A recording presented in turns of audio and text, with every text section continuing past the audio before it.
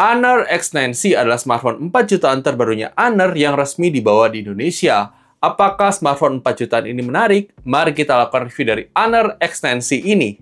Sebelumnya, mari kita berbicara spesifikasi singkat yang dibawa oleh HP ini, yaitu menggunakan prosesor Snapdragon 6 Gen 1, RAM 12GB, dan storage 256GB UFS 3.1 yang speednya kalian bisa lihat di layar kalian.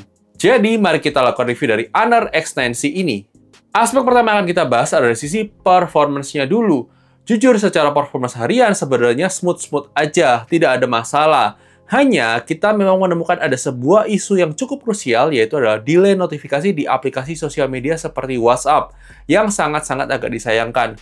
Bisa jadi ini adalah bug yang terjadi di HP unit yang kita review, tapi bisa jadi mungkin di HP kalian tidak. Dan ini adalah software yang perlu diperbaiki oleh Honor Indonesia ya guys. Dan ini menariknya juga, HP ini sebenarnya meskipun punya isu tadi, dia punya penangkapan sinyal dan WiFi yang bagus banget. Menurut kita ini salah satu yang terbaik di kelas harga 4 jutaan. Kemudian, HP ini juga menariknya dia pakai storage UFS 3.1 yang langka banget untuk kelas harga 4 jutaan. HP ini sendiri mendapatkan skor Antutu 567.000, sebuah angka yang masih termasuk menarik untuk kelas harga 4 jutaan. Lanjut kita bicara soal Geekbench 6-nya, kalian bisa lihat skor perbandingannya di layar kalian. 3D Mark Watt Live Extreme Stress Test-nya kalian bisa lihat skornya di layar kalian. Terakhir PC Mark kalian juga bisa lihat skornya di layar kalian. Lanjut kita uji coba 7 game di sini, yaitu game Mobile Legends. Di sini kebuka setting rata kanan, tapi sayangnya di limit secara software mentok di 60 fps, sehingga hanya dapat rata-rata di 60,7 fps. Kemudian game PUBG Mobile dengan grafik HDR Extreme dapat rata-rata di 58,6 fps. Lanjut game Call of Duty Mobile dengan setting high frame rate maksimum dapat rata-rata di 61,1 fps. Game Free Fire setting ultra dengan frame rate high bisa tembus di 60,4 fps. Game Hawka Mobile setting ultra frame rate ultra dapat rata-rata di 61,1 fps. Game FC Mobile setting high frame rate high dapat rata-rata di 60 fps. Terakhir game Genshin Impact setting lowest frame rate 60 dapat rata-rata di 43,1 fps. Kesimpulannya, sebenarnya performance dari HP ini sudah termasuk oke banget untuk kelas harga 4 jutaan. Memang bukan yang terkencang, tapi menurut kita masih termasuk oke dan nyaman, apalagi storage-nya sudah UFS 3.1. Cuma memang manajemen panasnya memang masih agak kurang maksimal kalau dipakai buat gaming. Saran kita kalau kalian mau pakai buat gaming, pakailah cooler supaya lebih nyaman untuk dipakai sehari-harinya ya guys. Lanjut kita bicara soal kamera. Honor X9C ini dibekali oleh kamera utama 108 MP plus optical image stabilization dan ada kamera ultrawide 5 MP serta kamera depan 16 MP. Untuk hasil gambar foto yang diambil di kamera utamanya tergolong masih oke banget untuk kelas harga 4 jutaan. Hanya memang untuk kamera ultrawide-nya itu hasilnya agak jomplang dari kamera utamanya. Dan menurut kita ini lebih sekedar ada saja untuk kamera ultrawide-nya. Untuk kamera depannya sebenarnya masih termasuk oke untuk foto-foto, tapi memang nanti kalian bisa lihat juga sampel videonya di mana ada isu kestabilan dynamic range di kamera depan kalau untuk digunakan perekaman video. Dan overall sebenarnya masih tergolong cukupan saja untuk kualitas keseluruhan kamera di kelas 4 jutaan. Kalian bisa lihat sampel foto dan videonya setelah ini ya guys.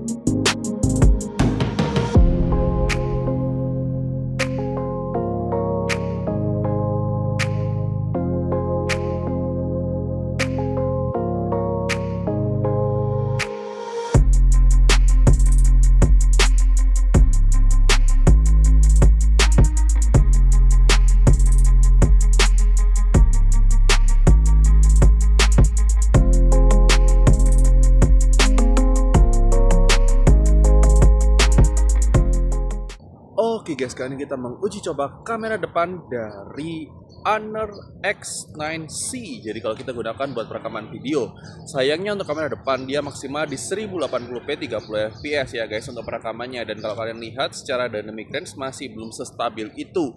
Dan gimana muka untuk kualitas kamera depannya? Apakah sudah sesuai ekspektasi kalian atau tidak? Kalau menurut kita sih masih termasuk ya oke, tapi memang sayang banget dynamic range-nya masih belum optimal. Perlu ada update software untuk memperbaiki dari kualitas dynamic range dari perekaman videonya. Dan kalau boleh direkam, buka kamera depannya di 4K atau 1080p 60 fps. Tapi ya silakan tulis di kolom komentar. Oke guys, ini dia adalah sampel perekaman kamera belakangnya kalau kita gunakan buat perekaman video, dimana bisa 4K 30 fps. Cuma memang kalau kita lihat di preview ini nggak tahu ya, masih termasuk cukup stabil. Cuma agak shaky sedikit, tapi nggak tahu lagi ya. Ini mungkin previewnya doang sih kayaknya. Tapi overall ini masih termasuk lumayan loh guys. Ini kita pegang handheld saja tanpa bantuan tripod.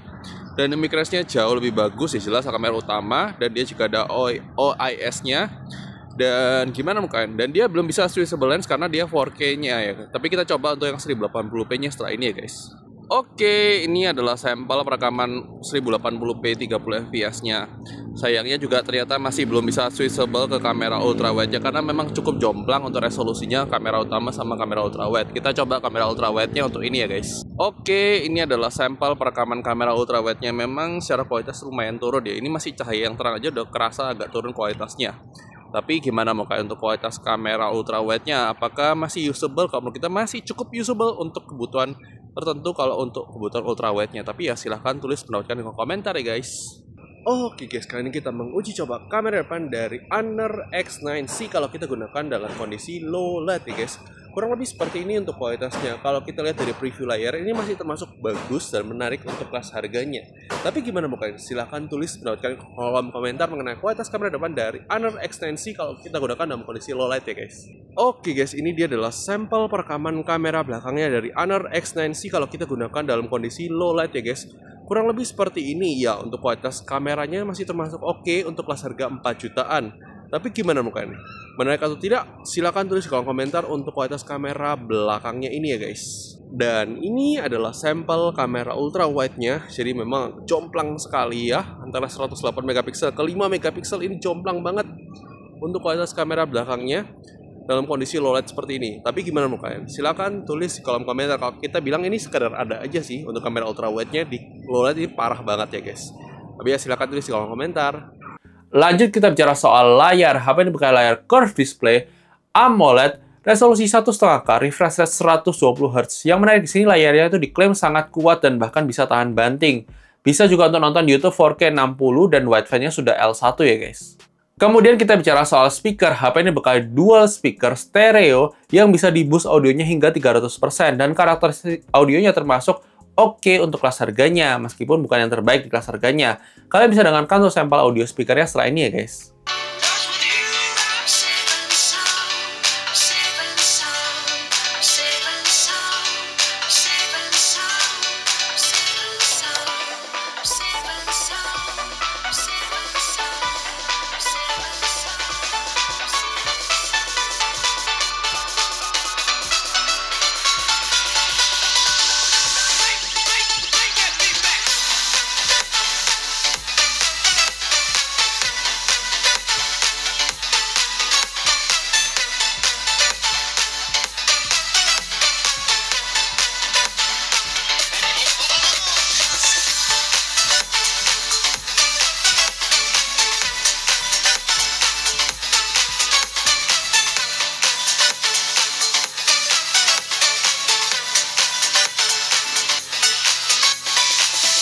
Lanjut dari sektor baterai, HP ini bakal baterai 6600 mAh, ini yang terbesar di kelas harga 4 jutaan. Dan memang terbukti banget untuk awet dipakai seharian, bahkan bisa tembus hingga 2 hari pemakaian.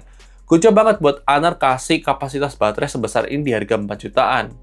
Lanjut dari sektor charging sendiri, HP ini bakal ada charger 66 watt yang butuh waktu 1 jam untuk full charge. Dimana ini sangat bagus banget karena dia baterainya 6600 guys, cukup 1 jam bisa full charge ya guys. Kemudian dari sisi security sendiri sudah ada on-screen fingerprint scanner dan juga sudah ada face unlock ya guys. Lanjut dari sisi desain, ini masih tergolong menarik untuk harganya. Mungkin tidak semua orang suka desainnya, tapi menurut kita sih tetap terkesan menarik untuk digunakan ya guys. Lanjut dari slot SIM card sendiri, HP ini bakal slot SIM card 2 SIM card tanpa micro SD slot dan juga tanpa dukungan eSIM. Kemudian untuk aplikasi zoom sendiri, HP ini sudah support virtual background zoom karena chipsetnya sudah mendukung ya guys. Lanjut dari sisi fitur, HP ini sudah punya NFC, punya IP rating IP65, tapi tidak ada cek 3,5 mm dan aplikasi FM radio.